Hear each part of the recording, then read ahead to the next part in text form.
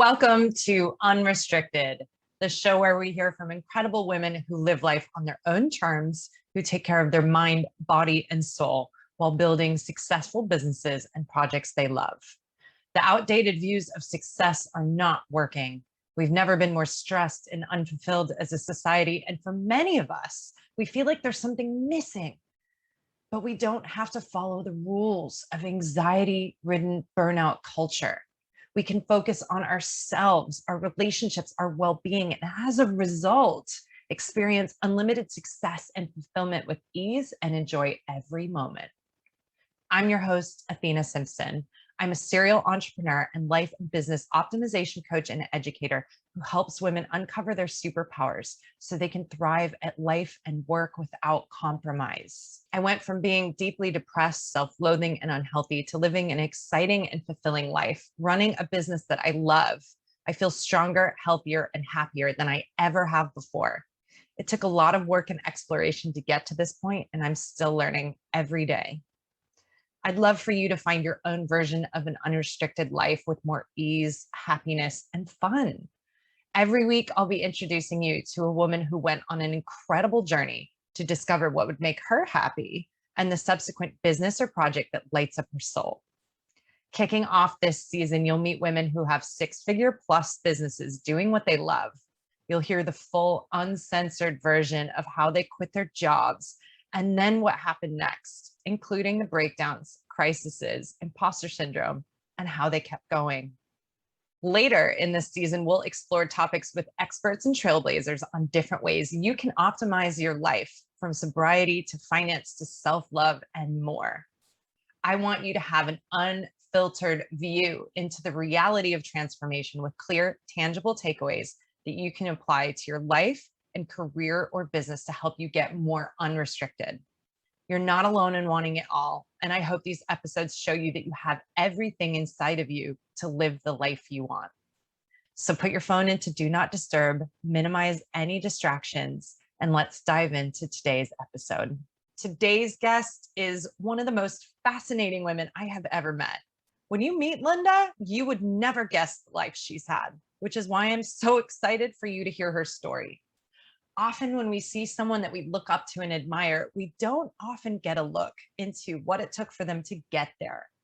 Today, you'll hear Linda share her story of leaving behind the corporate world to start a business, but not before living in her car, battling crippling depression and the divine intervention that literally saved her life. She grew her business to 2.4 million only to discover she didn't want to do it anymore. That led her on an exploration to figure out what made her happy. And in doing so, cultivated her superpowers and discovered her calling to empower people to become their own coaches to overcome their limiting beliefs. In this episode, you'll hear her incredible journey, as well as tips and definitions around negotiation, non-competes, the difference between equity and shares, overcoming imposter syndrome, and how to enjoy the process of starting and growing a soul-aligned business. Strap in. You are in for a wild and inspirational ride.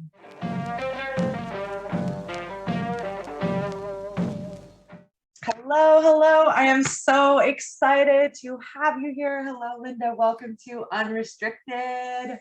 Thank you for having me. I'm excited to be here. Super excited to have you. So just before we dive in, because I've got so many questions for you, can you just give us a quick intro of who you are, what you do, and where are you? Well, I'm in Tulum, Mexico. Blessed to be living in paradise. And who am I? I am Linda. I'm going right now by the title performance coach, and I work with executives and founders, specifically women in finance, to identify the blind spots, stopping them from hitting their full potential so that they can transform it and be their best selves. It's amazing. Yeah, I love the work that you do, and we're going to dive into exactly what that is and how you got to it. But part of what I think is so interesting about you is your early journey and how you got to this point. So can you just tell me, like, when you were working for someone else, what you were doing and how you were feeling about? I always knew that I didn't want to work for anyone else. As soon as I graduated, I got my first job in a recruitment business that was a corporation. And I remember, I think about a month in, I kind of started calculating the amount of work I was doing. I got the nickname Robot because I'd be the first person in the office and last person to leave. And I was like, hold on, I'm literally giving my life away to this business, and I get about 10 to 12% commission on the things I'm billing. I'm like, why don't I just put that same time into working on my own? But it was actually an uncle of mine who said, stay put and get as much experience as you can. I ended up probably staying longer than I would have if I had it my way. So you got the advice to stay put. A lot of people are told stay put. Knowing what you do now, how do you feel about that advice you were given? I think that I'm a natural entrepreneur, so I probably would have left earlier, but I did learn so there was pros and cons. I think that when I left university, I was a very ambitious, like anything's possible type person. And there was something about working in a corporation that kind of beat it out of me over a while. I was only there for about 9 months before leaving to join a boutique recruitment agency, before leaving to join a startup recruitment agency. And all of the way along, some of the experiences I had started to make me question myself despite the success that I was having in those companies. Had I started my company earlier, I probably wouldn't have had to work on releasing all of this negative beliefs about myself to get me to where I am now. Everything happens for a reason too, so maybe I had to go through that. I think these experiences teach us like what not to do and what we don't want. I had a very similar experience myself, especially in the 10 years that I spent in London.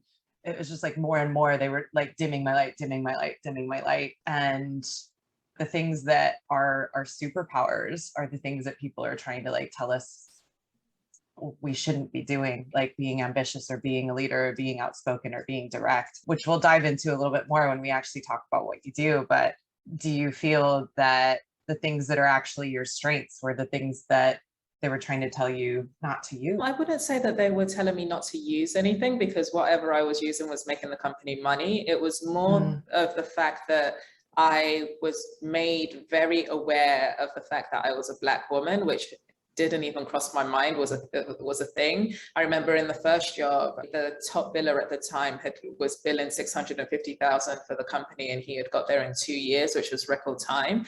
And because my why was to provide for my family, I told my manager that I'd do it quicker because I just don't have 2 years to wait to start making the sort of money I felt like I needed to make. And he laughed, and I broke his record in 6 months.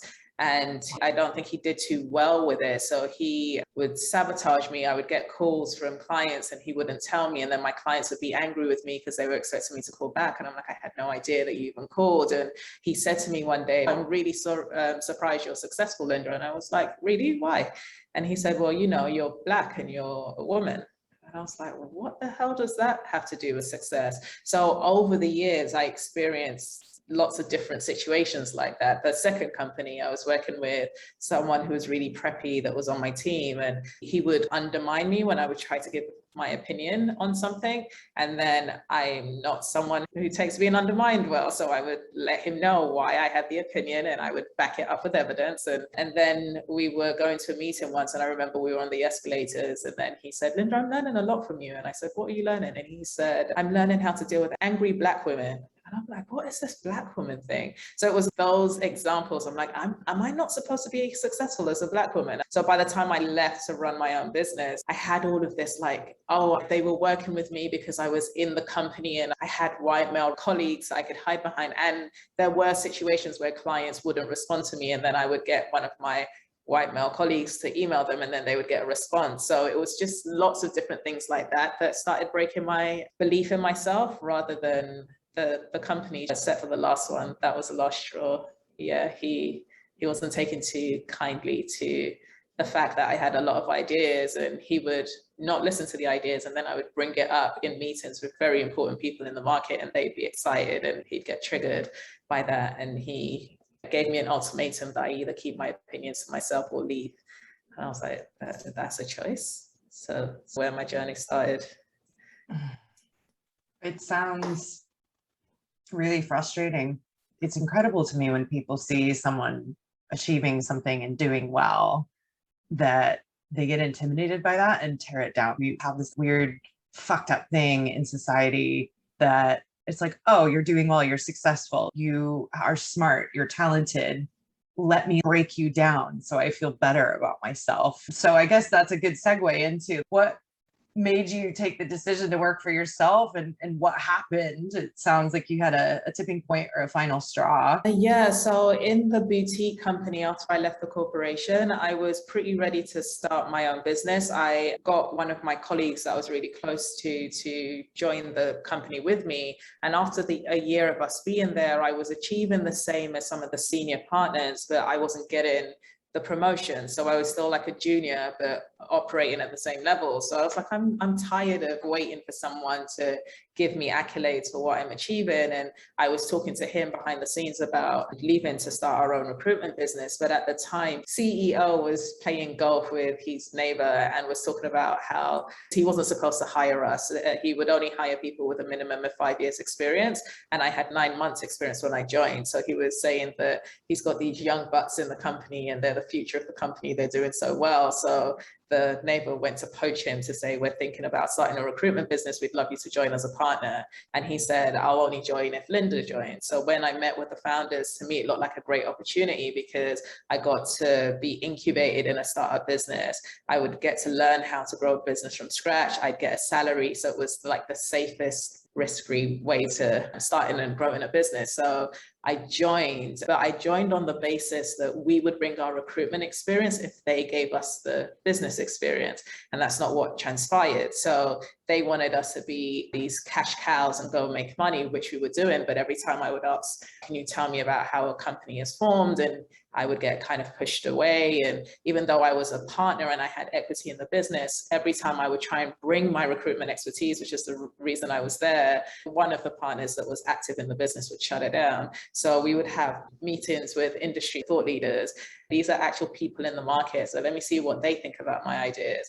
And they would get excited and, oh my gosh, that's fantastic. And then we'd leave, he'd start shouting. And I'd be like, why is he so triggered? And I guess he felt threatened in some way. He was the majority shareholder, so I didn't understand how I could possibly threaten him. And then after a couple of months, he said that he wanted to have lunch and he wanted to talk to me. So I'm thinking, oh, okay, maybe he wants to try and make amends so that we can have a better working relationship. I didn't think it was that bad. Well, he might have thought differently.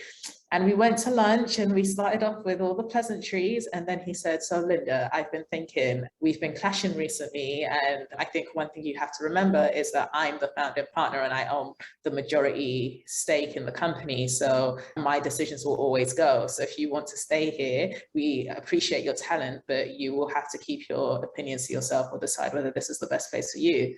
And I was like, you don't appreciate my talents because then you wouldn't be telling me to shut up. So I guess I'm leaving. He was like, no, think about it. We don't want you to leave. I was like, this is ridiculous. I said, no, I'm not going to change my mind. And I left and I was like, I guess I'm starting my own business. And I called my sister and I was like, I just got an ultimatum. And I said, no, and I guess I'm going to be working by myself.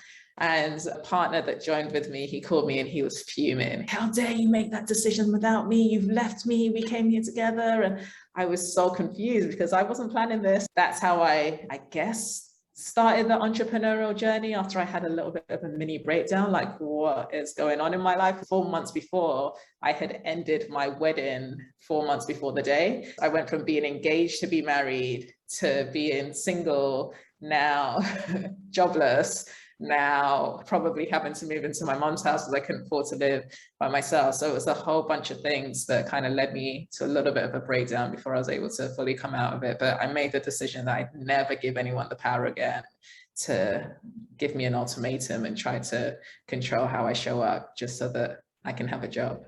And I haven't worked for anyone again. Wow. I call what you did the emotional quit, because it's like, I've just had it, and I've done one of those before. I went into this meeting with my boss and I won't give the whole story, but I just left that meeting like, I'm out, I'm done. I called my dad and told him everything that was going on. And he's like, well, one thing that I learned is never overstay your welcome. And I was like, okay. And I went in the next day and I quit. And I had no plan. I was like starting my business in the background, but luckily in London, they do 3-month notice periods if you're like senior, right? Instead of like 2 weeks like the US. So I had 3 months to figure my life out. I had 2 weeks. Oh, really? Oh my God. Yeah, it was a startup. So, and I was a partner, but I had a non-compete for a year and I negotiated it down to 6 months. I had one of those too. For those that don't know what a non-compete is, can you just give us a quick overview of that? Essentially, I wasn't allowed to contact any of the clients or organizations that I've had any exposure to while working in the company, even though I brought them with me because there was no company or no track record. So I had to not contact any of my contacts for 6 months. Yeah, this is something that a lot of people get cut out with when they join another business. And I see a lot of women not quite feeling strong enough to start their own business. So they get opportunities to join other businesses. And there's all these clauses and things in the contract that we're so like, no, this is going to be amazing. This is going to be the thing. So don't really pay attention to it. It's incredible you were able to negotiate it. Do you want to give any tips or insight if you can?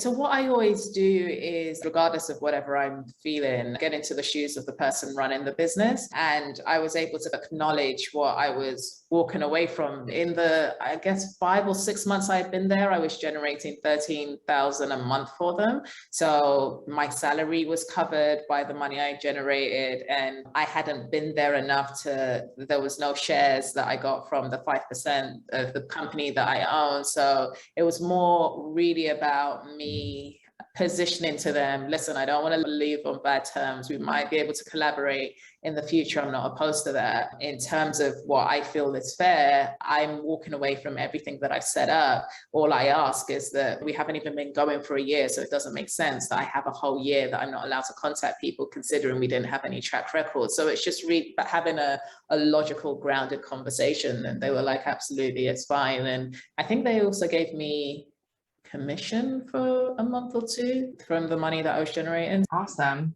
So when you say you get in the shoes of the person that you're talking to, I want to dig into this because I think it's really important, because we get so emotional about work and working with other people, and we assume there's loyalty there. Often our emotions can cloud these discussions. What did you do in that situation to put the emotions aside? I guess that's one of my superpowers. I can be emotional and then realize that in my emotional state, I can make everything about me and how I was hard done by. I made a conscious decision. So I think the first place I go to is, where am I fully responsible for what has transpired? And I made the decision to join a startup. There were risks that came with that. I wanted to start my own business anyway. So me leaving, it's not completely bad. I wasn't ready for it. I wasn't prepared for it. So it took me off guard. So once I dealt with myself, I was able to kind of look at, okay, they're a startup.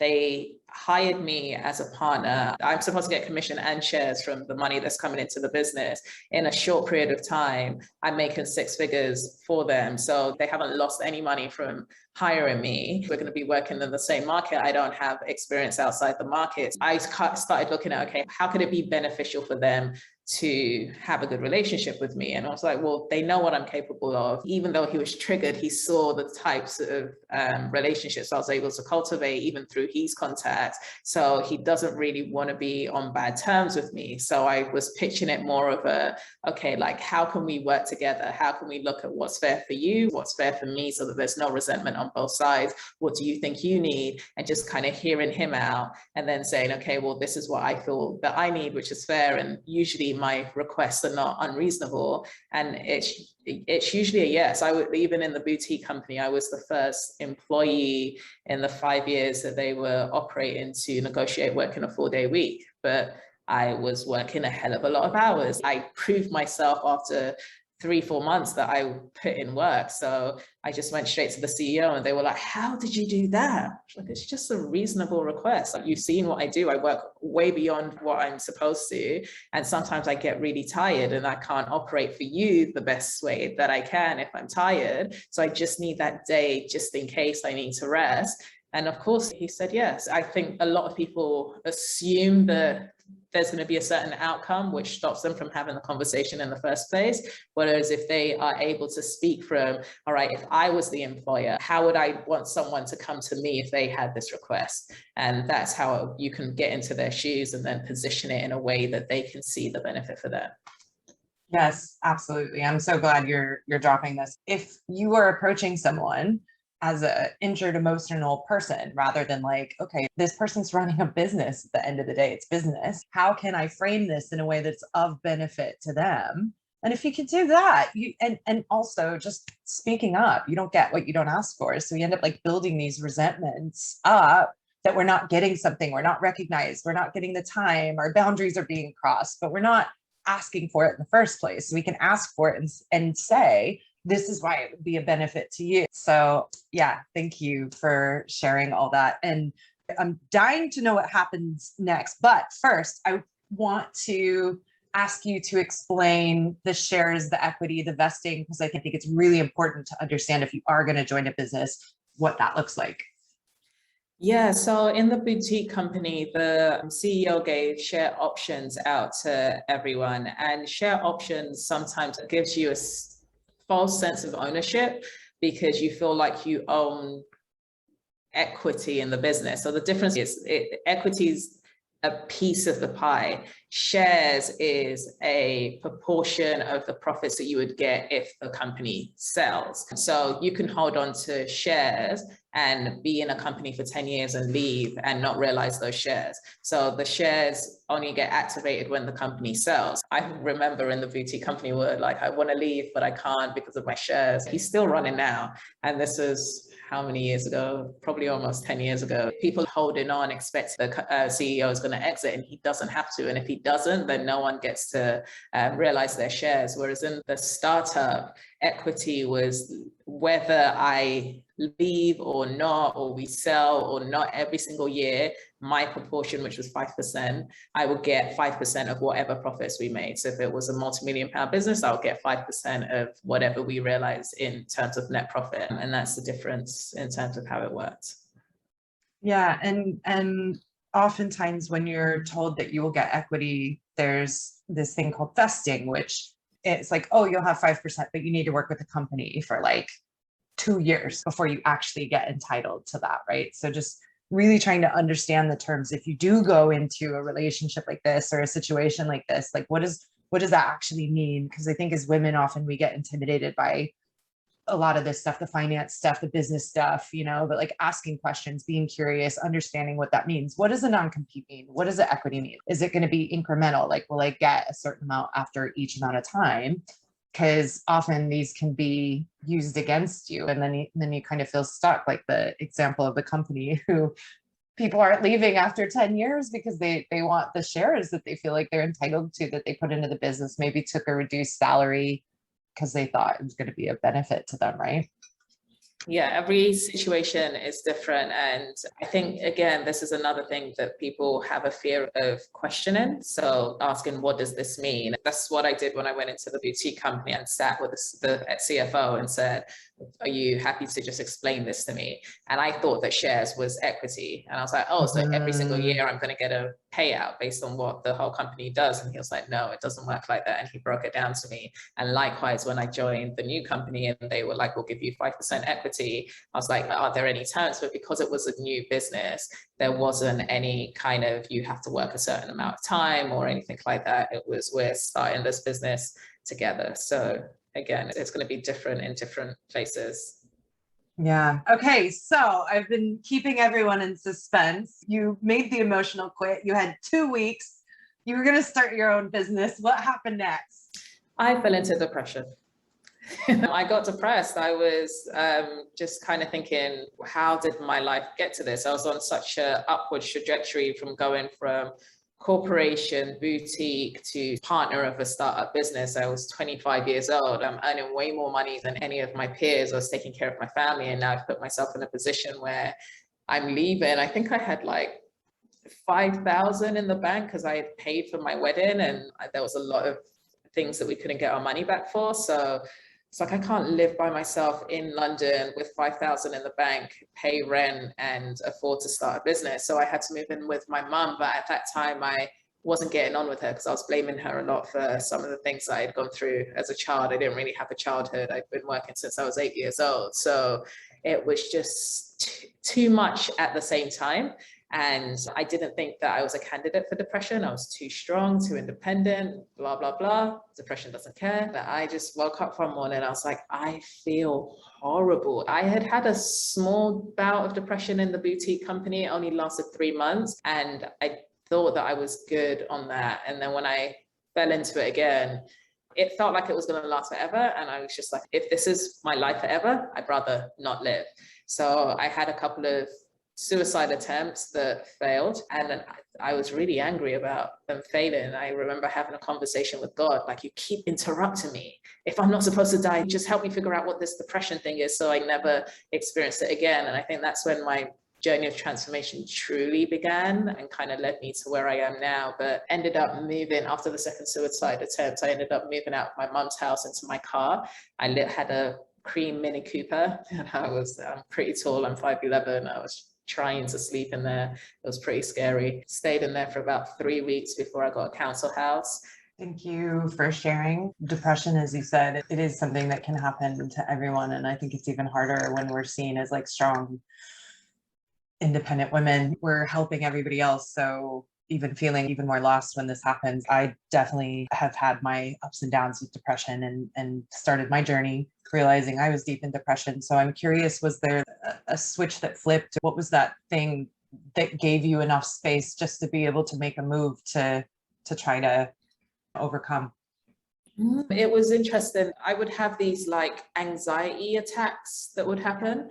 And after my second suicide attempt, I came home to my mum's house, and then she woke me up the next morning. I had taken an overdose. I was extremely weak. And she said, if you don't take me to the hospital, I'm going to die. As bad as it sounds now, I was like, are you freaking serious? Like, I've just come out of hospital and I can't get a break. I can't even rest. Like, I still have to do something. So I took her to hospital, and she had been losing a lot of weight for the 2 months leading up to that moment. And she would go to hospital, they sent her home. She'd go to hospital, they sent her home. They did a couple of tests. They said that they can't see anything wrong. They were going to send her home. And I was like, I'm not going anywhere. You're going to figure out what's wrong with her, because clearly something is wrong. So after some more tests, they said that her kidneys were operating at 8%. And if she had left it a week, she would have died. So she got admitted into hospital, and then I became guardian to my little brothers. And I was just like, I cannot. So yeah, I looked after them for a month while she was in hospital, and I was struggling. I was trying to kind of stay sane while being strong for them. And then she came out of hospital, and I remembered I was like using my savings to pay her bills and take care of everything. And the first thing that she did was buy some perfume, and it flipped me off. And I was just like, I cannot do this. Why am I sacrificing myself? And you just don't care. And I had this anxiety building up, and I would drive to Alexandra Palace, and that drives up the hill and looking over at the view would usually calm me down. On this specific day, it didn't. So I just kept driving. I got on the motorway, and I was just driving and driving, and I was crying. And I was thinking, if I can get my car to like, I don't know, 150, 160 miles an hour, I could probably flip it into the central reservation, and the impact of the crash would kill me. So I was planning on how I was going to finally end it. And then my brother's friend that I went to school with, his name's Robin, he just started calling me out of nowhere, and he never calls me. And I was like, why is he calling me? So I ignored him, and he just kept ringing and ringing and ringing. So I answered, and I was like, what? And he was like, what's wrong with you? And I was like, nothing. What do you want? And he said, where are you? I was like, I don't know, somewhere on the motorway. And he was like, where? And I looked around, and I was like, I think I'm around Nottingham. And then he was like, what are you doing there? And I was like, I don't know. What do you want? And he said, listen, turn around, come back home, come back to London, and come to my house. No matter what time you come back, just ring me and I'll come down. And I was like, no. And then he said, have I ever asked you for anything? I was like, you never call me, so no. And then he said, just turn around and come back. I was like, okay. So I turned around, took me hours to drive back, got to his house at probably 2, 3 a.m. in the morning. He came down the stairs, sat in my car, and then just started directing me on where to go. I was like, where are we going? He was just like, just drive, Linda. And then he drove me to Tottenham, and we parked, and then he texted someone, went to the back of the seat and like fell asleep. And I was just sitting at the steering wheel like, what is going on? And some Rastafarian man with like a white beard came down the stairs, sat in the passenger seat, looked at me and said, blessings. And I just looked at him and I was like, hi. And then he said, what's going on? And I was like, yeah, my life is a mess. And he said, okay, we're going to do a breathing exercise. And then he did some box breathing with me and my anxiety disappeared. I was like, what did you do? That was like magic.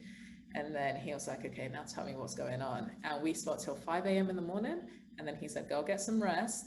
Here's my number, give me a call. And then that's how we started working. So I didn't go to seek help. The first time I experienced depression at the boutique company, the CEO actually gifted me some cognitive behavioral therapy sessions, and I would leave each session feeling worse than I did. So I was just like, I do not want to do any therapy. But this guy, he was spiritual and in the coaching space. So it was good for me because I was brought up on spirituality. I've been meditating since 11 years old. So I could grasp a lot of the concepts that he was trying to take me through very, very quickly. And I think that fascinated him. And he would always say that he had never met a client who was able to kind of absorb and transform as quickly as I was kind of shifting through it. I became obsessed with understanding what had happened. And I was like, oh my gosh, this makes so much sense. I've got two different parts of me, my mind and who I truly am, which is like that part of us that feels invincible. Like when we're so present, we feel like everything we touch turns to gold. We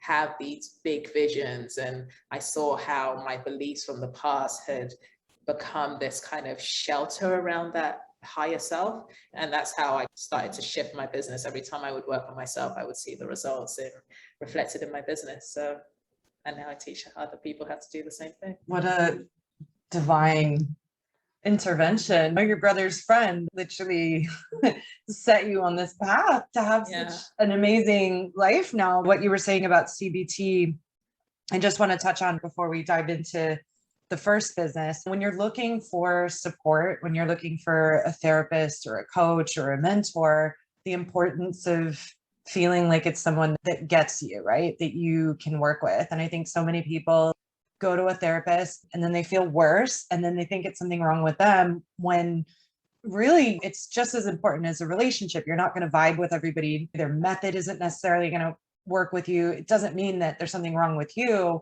We got to shop around and find someone that resonates. And I say this all the time with coaches, you and I both, we're not for everyone. Like our style is not going to work for everybody. So if you are feeling like you want support and want help and you go and find help and it doesn't work for you, it doesn't mean that it won't work for you. Exploring other options and finding that person, like this guy that calmed you down and you were just like, I feel like I can breathe and I can work with this person and they see me. I think that's the beauty of that. There's so many tools and methods and teachers out there, and a lot of people complain that the personal development space is too saturated. I don't think it is. No matter where the coach or therapist is, they've got a whole group of people that are wishing that they could be there, and they're the perfect person based on their personal journey to get them to wherever it is they need to be. So I agree. I've had maybe 3 coaches in my life since 2012, and I met them it was always divine timing, and they were the right person for that time. And then I felt when I had outgrown them and I moved on, I think sometimes it's like I'm loyal to a coach. The coach is a guide that is supposed to be guiding you back to yourself.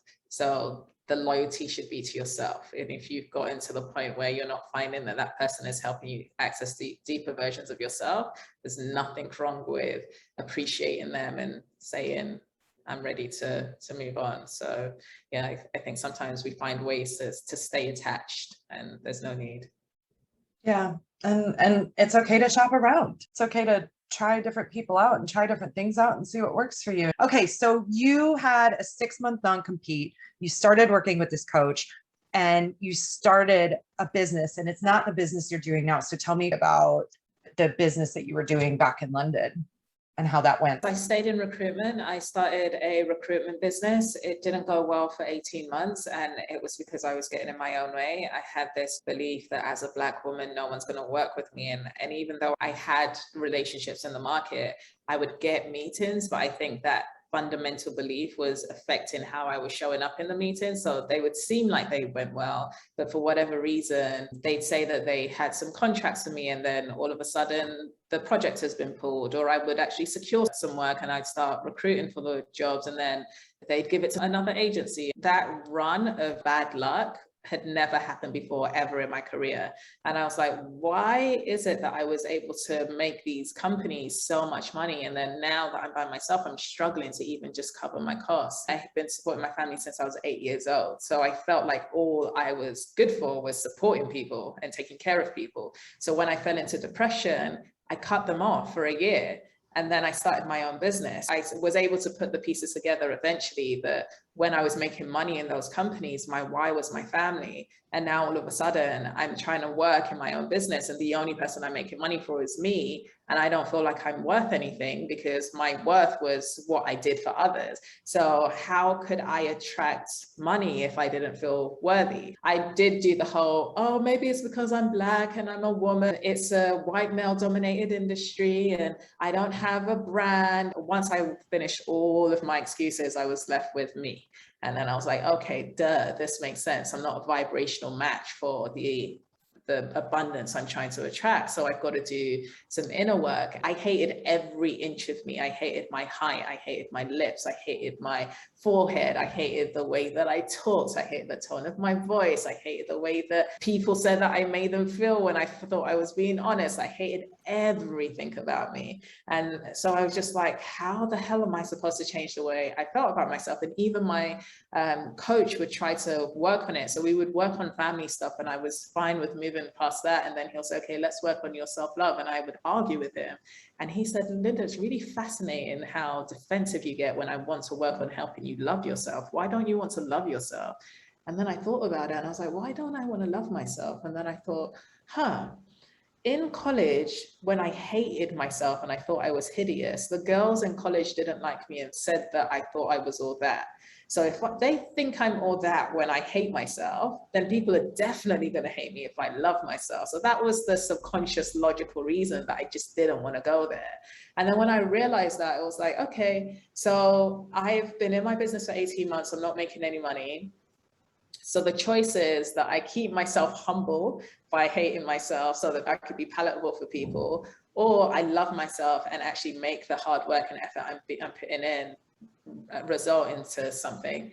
And then I was like, okay, I think love is a little bit too far for me. Let me just find something I like about myself. And then I started doing mirror work. I would look in the mirror and I'd be like, I guess I like your eyes. And I would like start crying. And I was like, I guess I'm a good sister. And then I'd be like, I couldn't even see my face through the tears. And I would do that every single morning and every single night for 2 weeks. And after that 2 weeks, I secured my first contract, which was 45,000 euros for a CEO placement in Poland. And things just kind of went crazy after that. And I grew the business to just over 2.4 million in 4 years. Wow. It just fascinates me to no end, the interconnectedness between our self-worth, our self-love, and how that relates to money, to business, to relationships. And we've been taught to compartmentalize these things when actually they're all completely interconnected and usually rooted in the same things, right? Like the problems that we're having in one area are probably replicated in the others. But 2.4 million in 4 years after 18 months of no money whatsoever, but you're not doing this business anymore. So what happened? I just woke up one day and was like, I don't feel like going to work. And I didn't. And then it was day 2, then day 3. Then day 4. And I just kept calling my staff. I was like, yeah, I'm not coming in again. You guys can do what you want. Come in, not come in. I'm just not interested. And I was thinking, am I depressed again? I was like, I don't feel depressed. I feel okay. I just can't be asked to go to work. And then I would talk to my mentor, and then he would say, every entrepreneur goes through this. Like, it's just a phase. Just keep like chugging away. You'll be fine. And I was like, okay. And then I stayed. And then my finance director was saying the same thing, just like, maybe you just need to excite yourself, focus on a different part of the market. And then I tried that and I was like, yeah, no. After 6 months, my mentor was like, we need to go and get a psych evaluation for you. And I was like, I think I'm okay. So I paid £800, got my psych evaluation, was absolutely fine. And then he was like, what is up with you? I was like, I don't know. I spoke to my mom, I've been trying to like snap myself out of this space, but it's like coming up to a year and I just don't care about my business. And then she said, why are you speaking to everyone and listening to them? Turn within and listen to yourself. And I was like, oh, why did I forget that? That was her answer for everything growing up. Whenever I had a question, she would say, turn within. So I had a quarter life crisis, told my assistant that she was in charge of the business. I told her I was going to India to a meditation retreat for a month, left my phone, left my laptop, which I questioned when I arrived in India and it was so busy. And I was like, I've got no way of contacting anyone. I have no phone. I told her, don't tell anyone where I am unless it's life or death, because my family have a tendency to pop up on me. And they eventually did. My dad called my PA and was like, I had a dream that she died. I need to talk to her. It wasn't important. He just, anyway, this is what happens when they don't hear from me for a month. It was the most amazing experience. I became a child again. So the childhood I didn't have, I was meditating 5 hours a day. When I wasn't meditating, I was doing arts and crafts. When I wasn't doing arts and crafts, I joined the band and was singing. And then I realized the reason that I'm dead inside is because my why had been my family, and my siblings had like graduated from school. They had their own jobs. So there wasn't this urgent need, like if you don't feed them, they're gonna die, which is what it was before. I had reconnected with my dad in Nigeria, invested 25,000 for him to get back into business, and like my mum was okay. So less and less the pressure was there for me to take care of everyone. And I was like, what do I want? Who am I? And that was something I had to explore. So I came back and had a meeting with my assistant and was like, yes, I'm closing the business. And she said, I'm not surprised. She knew it was coming. I think they all knew it was coming. So I said to them, guys, do what you want. Take your time to find a job. I'll pay you for as long as I need to pay you, and we can just wind it down.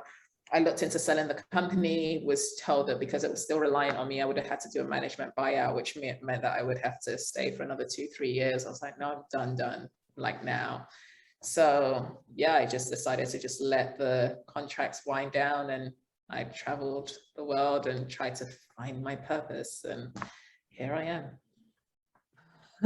Okay, so wow, that's amazing. I love your description of becoming a child again. I think we don't allow ourselves that opportunity much as adults, just play and exploration and just having fun and curiosity. So allowing ourselves that time and space to do that can help us arrive at adult-like decisions. When you were just like, no, I'm definitely done with this. So I'm curious, tell me about how long was the journey, and how did you come up with the idea of the business that you do now? The journey was 2.5 years of me trying to figure it out. And I think the more I stopped trying to figure it out, the more it became obvious to me, because I was like, okay, what am I supposed to do? And it's like, maybe I'm supposed to run a fashion business because I like fashion. Maybe I'm supposed to do that.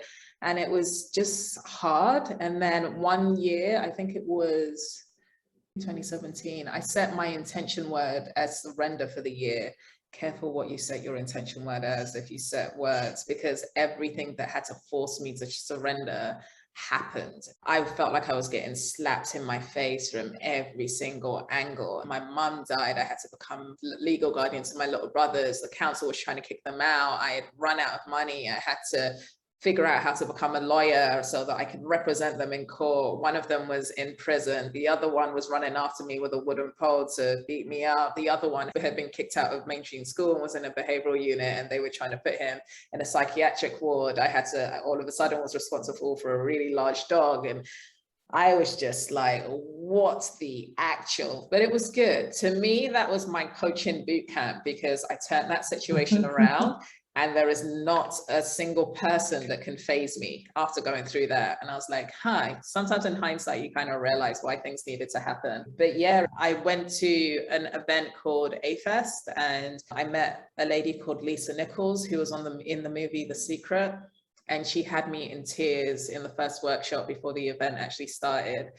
She's a Black woman, one of the only 2 or 3 Black women that has a publicly listed company on the New York Stock Exchange. I was always my own role model. I didn't really have people around me that looked like me that had achieved anything. So to see her and hear her story and how much adversity she had worked through, it kind of showed me how small I was playing in life, and to see the impact that she was making on people. She literally held me, and I felt like I raised myself, and there was just something about her presence that allowed me to melt.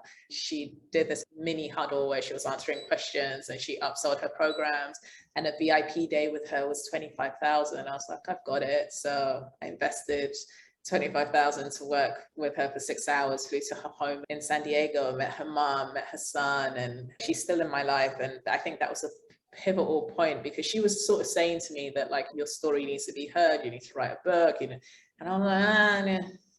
And then she was like one of the many coaches that have told me to become a coach. And I was like, yeah, I've been looking after people all my life. Now you want me to get paid to look up? Why would I do that to myself? No. So I resisted, and I distracted myself with other things. And then the moment that I had to deal with all of that stuff in that year, I picked surrender. I couldn't work. So I just didn't allow myself to think of work. I had no space, I had no time, I had no energy to think about. I just needed to get my little brother sorted, relax that household, get them not kicked out. Like, there was more pressing things than what I was going to do for work. And once all of that was settled, I had a conversation with someone who wanted coaching, and she was working for a company culture organization, and she was thinking about starting on her own, but she hadn't run a business before. She had a lot of fears. Obviously I had, and I was recruiting into companies and could see the issues that they were making. And I was like, well, I have experience of working with executives, and I've worked from outside the company. If she's worked in a company, maybe I can help with some of the stuff that I saw going on that I couldn't really influence. So we partnered and we tried to do a company culture consultant, and it went well. We landed some clients, we got them some really good results, but then the partnership was just, yeah. It was challenging, shall I say, very challenging. I quickly realized that I don't think I'm a partnership person in terms of being in the business with, because seeing as those 2 situations didn't work out. And then I decided to try it myself, secured a contract with a environmental climate change company. Took them from not making any profit in 2 years to projecting in the billions in terms of the contracts that they were going to secure from some of the work that we did. But as soon as the CEO got aligned and started achieving certain results, it became about the business. And I was like, no, you don't understand. You shifted, which is why the results shifted. So then I decided, I don't think I want to work in the companies. I want to work outside, because if the executives are coming to me directly, then they know that they need to work on themselves rather than come in to help my company, and then I'm helping them in the midst of the company and they focus on the company. So that's how I decided to become a coach. And then in 2019 I designed my own process, and it's been working on it since then. So I've been like fully a year into developing and working with clients on my signature process, and it's going well. That's amazing. Linda is absolutely 100% incredible at what she does. There's so much in the media and what we're seeing on social media, and this like portrayal from other coaches, is that success happens overnight. And I feel like it's creating a lot of anxiety with women, a lot of pressure on women. If they want to leave their jobs, they think they need to like figure out their business and hit 6 figures overnight. So how long was it between leaving your recruitment business? So you said 2019 was when you started working on this on your own. So there was an exploratory phase and a figuring it out phase before you even got to this point of what you're doing now. How long was that? I would say 2 years. So it was from 2016 to 2018. Then I started the company culture stuff, and I didn't do anything in those 2 years. I did a lot of traveling. Yeah. And I think it's important to point that out, because when we see where you're at now, you look successful, you've got an amazing business, you're really helping people get results. But, you know, if we look at the journey And I had a similar journey as well. And I see this with a lot of women is the first business or the first attempt that we do is kind of like doing a business of like doing what we know, but then finding that it's not really aligned with our soul. It's not lighting us up, you know, and it's like, there wasn't anything wrong with you. You just weren't interested in doing it anymore. So oftentimes we end up setting up these businesses that we think it's going to be, people need this, or this is what I'm used to doing. This is how I can make money. And then feeling bad if we don't feel like we want to get out of bed every day and do it. But oftentimes it's just a disconnect between what is it that's going to like get me out of bed every morning and I'm going to be excited to do no matter how I'm feeling. And having a business, it's just like, I love this so much. I am going to get out of bed. But it takes oftentimes a lot of time to figure that out and figure out what the business idea is, right? Yeah, I think it's different for different people. For sure, it was like that for me and you. And there are other people who are lucky to know what their genius zone is, and they've always known and will always will know. I've met people who have like just known for most of their lives, and they're like, I was doing this job because I wanted to make my family proud, but I know I really want to do this. And yeah, I think sometimes the things that come naturally, like I don't know about you, but I always pinch myself, like I get paid to do this. It's like, it comes so naturally to me. And because of the role I played in my family, I was the person in my community that everyone used to come to. I was never the friend that you come to when you want to kind of have a bitch about someone or complain about your partner. I'd be like, what are you responsible for? And they'd be like, where's my girlfriend? I'm like, go to another girlfriend for that. So I was kind of coaching without even realizing I was coaching. But yeah, it took me a while to kind of break down my fear, break down my resistances. And I think a lot of people go through this when they transition from working for someone to working for themselves. It's kind of like, who do I think I am? No one's going to want to pay me for this. So I had the same thing, even though I had run a recruitment business, all I had known was recruitment since I graduated. So I thought that everyone would laugh at me. How dare I? So when I decided to like leave to figure out what my purpose was, I was 30, and a lot of the people that I coach are significantly older than me. I would go to meetings when I had my recruitment business and they were like, I'm actually supposed to be meeting with the owner of the company. And I'm like, hi. So I had that kind of hang up with being a coach. I was like, how am I going to coach an executive when I'm so much younger than them? They're probably going to project all of these things on me. Who do I think I am? I don't have any coaching qualifications. And so I had all of these hang ups that I had to let go. Sort of like the first business where I was just like, I'm a Black woman in a white male industry. So it never really goes, that kind of imposter syndrome and feeling like I don't have a right to be here and no one's going to take me seriously and no one's going to give me money to do something that's so easy for me to do. So yeah. You're absolutely right. Some people just know. What's important from this is if you don't have that thing, it's okay. It can take some time, right? If you know that thing, awesome, like get started, but don't put pressure on yourself to have the business idea figured out straight away. Actually, it's in that allowing yourself the time and space that to be a child again. For me, it was like selling all my shit, leaving London and literally going and running away to the circus. And it was the first time in my life that I gave myself the assignment, let the universe show you the way. When my whole life it had been like, what am I doing next? What's the next thing? It's just like I'm allowing myself the space and not putting pressure on myself to figure out what is the thing I need to do. So I think it's beautiful that you had that experience. So, okay, then my next question, because everybody's like six-figure business. And then we're seeing all this stuff out there, people in social media, and it seems like they get it overnight. Then we get really frustrated when we don't get that. So from your first customer, how long did it take you to get to six figures? And what was that journey like for you? Was it overnight? Was it easy? Even though you'd run businesses before, like, tell us. I wouldn't say it didn't feel easy. It was definitely easier than the first go around. And I was definitely a lot more relaxed and applied a lot more curiosity than I did the first time round. There was a lot of significance. Like, I need to not fail because everyone that works with me is looking at me, and like, there was less of that now. It was more like, I want to do what makes me happy. So yeah, at first I got my first coaching client and I charged £250 an hour, and all of my coaching friends were like, what? Like, we did a qualification, we then coached for free, then we charged £30 an hour. And again, there's something about where you are vibrationally. Because I had had my last business, there was a space where I wouldn't go lower than, because I knew what I was making before, and I just wouldn't have felt comfortable in terms of the exchange, even whether I had experience or not, whether I had qualifications or not.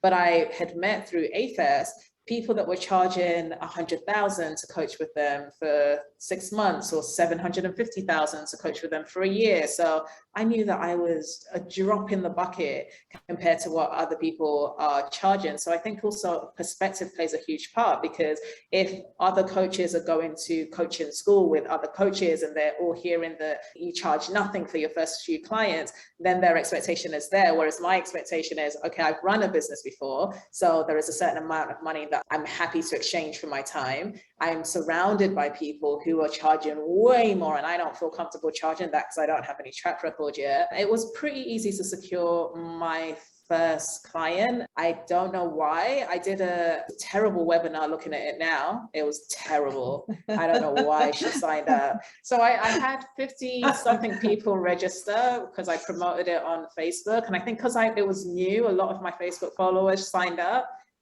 And I think there are some people who attended that have never attended a masterclass again from me since, and I don't blame them, because I was just giving them a science lecture basically. But I shared my story, and I think my story resonated with the first client, and she contacted me straight away, and we booked in, and that's how I started working with her. So I wasn't really proactive about getting clients, because it was a completely new way of working with the recruitment agency. It was businesses that I was approaching, and I knew who to contact in the business, and I knew what differentiated me. So it was a whole new way. It was like, oh my gosh, I'm the brand, and I'm not used to putting myself out there. And I had my hang-ups. I was like, I have to promote myself, this is uncomfortable. And it's like, how do I convince people to work with me, and who do I actually contact? Do I reach out to people direct? So it was just a complete shift that took a while to adjust to. But as I started to have clients, it was really interesting, because I realized that I had a skill of being able to read between the lines of what they were saying and hear patterns, and people were getting really quick results. And I was like, okay, maybe I'm a little bit good at this. And yeah, I would say that I got to 6 figures within probably about a year and a few months. But I have really high ticket program. The program that I launched in November 2019, it's 10,000 for the group program, and it was 15,000 to work with me one-on-one. So it's not really hard. I just need 5 clients and I'm at 100K. So I had a period of time where I would get 1 and then nothing for a few months, and then 1. And then just before I came to Tulum, I was oversubscribed with people, and I was working too much. And then I stripped it all the way back and was like, I don't want to become a workaholic again. And I had like a 6-month break, and things are starting to pick up again now. And I'm trying to make it more into a solidified business. But that's important to hear, and I think that's part of the process that we go through. It's like, it's not a straightforward path to 6 figures. We have to try different things out. And also I see this time and time again with the people I work with. We were workaholics, and it was so horrible for us. We're like terrified to go back to that place. So it's like this dance of almost staying out of it for some people. Like, they're afraid to even work again because that might happen again. So being conscious of that, how do I create a schedule that works for me? I love this work, but when you're working with other people in this way and helping them, it's also very draining on your energy. So making sure that you're reserving that and feeling like, does this still feel good to me? What do I need to tweak in order for it to still feel good? It's a messy process, right? Like for me, I just feel like sometimes I'm literally just throwing shit at the wall and seeing what sticks. And like, do I like that on my wall? You know? It is that. And there are things that you're going to do, and it's like, yeah, this worked, but I didn't have fun doing it. So no. But again, it depends on what the different motivators are. Some people are just motivated by money, and it does become old, because usually usually when you're focused on money, it's because you think that having that money is going to make you feel a certain way. And then you get the money and you're like, I still don't feel that certain way. Which is why Osho, who's an Indian spiritual guru, he only used to work with rich people because he said that they had like gotten out of their system, the whole making money thing, and they were ready to actually do the work because they were under no illusion that manifesting more material goods would make them feel good. I left my business because I was empty. So now if it's not aligned and it doesn't feel easy and it doesn't feel like flow, I'm not interested. So a lot of it was like, oh, someone gave me this idea, let me try it. Yeah, I need to stop focusing on what people are telling me to do. What do I feel like doing? What is working? What is not working? What are my clients saying? Oh, there's something I take for granted that I do in my own personal growth that I can see they need. So let me now add this to my process. If you're able to really look at it as like a adventure, like a puzzle that you're not getting the pieces to until you like click in one new piece, it's like the other piece unfolds. It becomes this kind of fun game of uncovering what's about to unfold next. And it's really, really exciting if you're able to come from that energy, but it takes a lot of dealing with yourself and your insecurities to get to that place of play. Yeah, 100%. One of my clients says that she just has to keep reminding herself it's like a video game, because it's so easy, especially when we are the brand, to attach or value our self-worth with our businesses. And if we can remove that almost and see the fun in it and the curiosity and the exploration of it, or like a video game, what's the next level? If I go over here, what's going to happen here?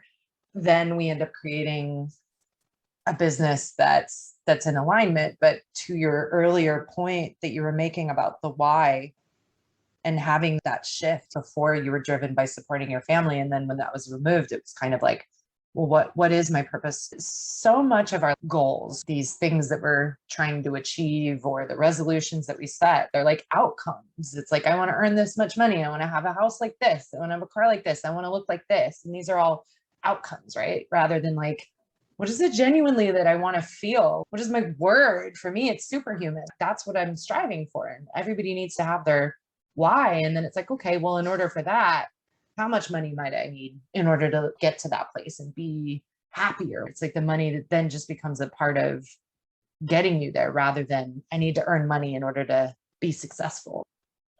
Yeah, I kind of look at it differently. So when we talk about feelings, it's like, if I have 100,000 or if I have 1 billion, I will feel happy. I will feel content.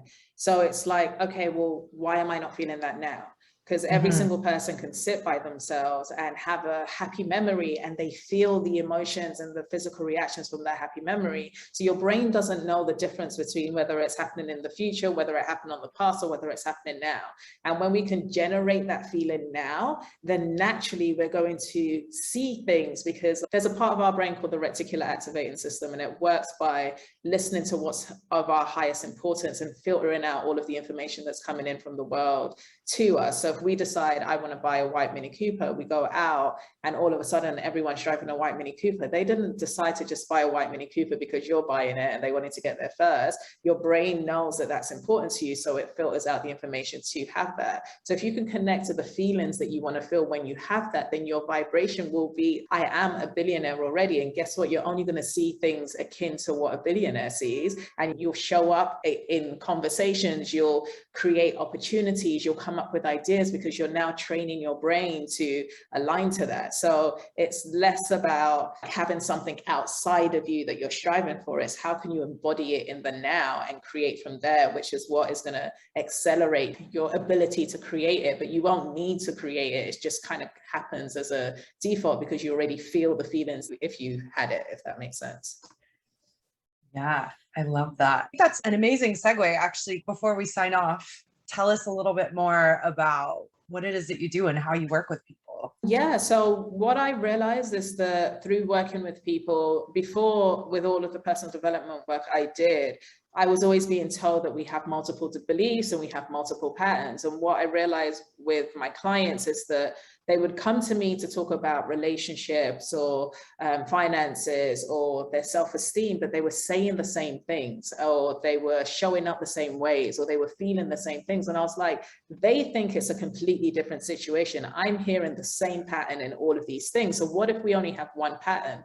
So I worked with that. And then the spiritual side of me was saying, if our soul has chosen to be here and learn something from this experience that we have on earth for as long as we're living, and we're picking our parents, our environments, our social conditions in order to set us up to learn that lesson, what if all of our trauma is related to the purpose that we have? So I had this experiment in November 2019 when I was in LA, and I ran my friend through it, and I just sort of told him to tell me what all of his superpowers were. And then I told him to tell me all of his memories of the past, of situations that had hurt him. And there was a match between the painful experiences and the things that he's good at. So I've done this with over 60 people now. And usually what your pain is the thing that you become really good at doing. So someone who didn't feel that they belonged becomes really good at making others feel a sense of belonging. And when they're in that space, it doesn't matter what they're doing. If they're aligned to creating a space for people to feel belonging, whatever they touch turns to gold. But they're only able to be an expression of that gift to the extent where they're not limited by the trauma. And 95% of everything we do is run by our subconscious mind. 70 to 80% of that is limiting belief. So we're actually triggered and operating from a negative state more than we're operating from a positive state. So what I've designed is a process to help people figure out the one root belief that they've made, which is some version of I'm not enough. Mine is I'm not valued.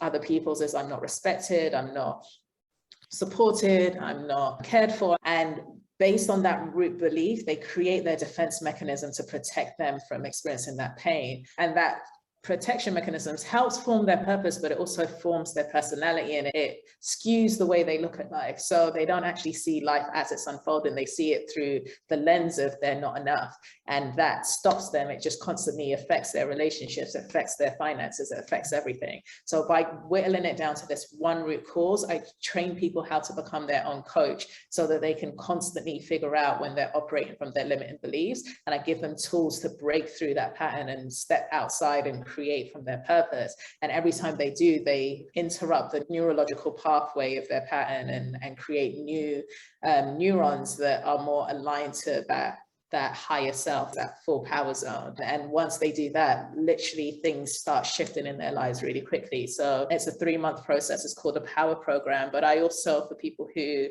don't go that deep, I have coaching circles where people can bring their issues and I can help them figure out some of the subconscious patterns that are stopping them. I can't help them get to the root cause, but it helps them be able to know why they're producing the results that they're producing and move through it quickly. So that's in essence what I do.